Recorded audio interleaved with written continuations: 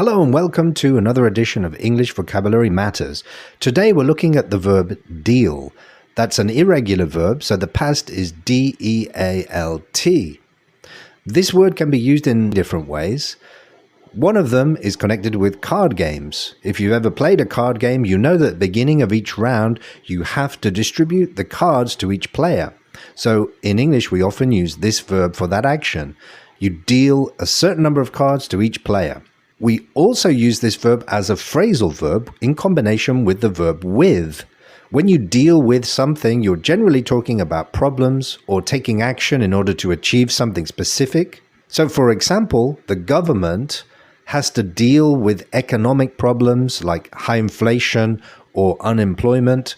It has to take action and come up with solutions to those problems. It's generally a good idea to deal with your problems in life rather than burying your head in the sand and ignoring them. In other words, we have to face up to them and try to find solutions or work out solutions. If you work in a shop or a restaurant, you might have to deal with complaints.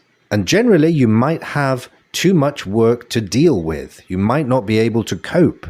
We also use this verb deal in many expressions. For example, if you make a big deal out of something, that essentially means you're exaggerating it. You're making a mountain out of a molehill. Equally, if you say, it's no big deal, that means you're minimizing the importance of it. Another important use of this word is when we talk about doing a deal. If you do a deal, that means essentially that you have made an agreement with somebody. If you say that's a deal, then you shake on it. It's often used in business. If I agree to buy something for a certain price, then I would say that's a deal. So as you can see, this word is very useful. That's all for today. Until next time, I'll say goodbye.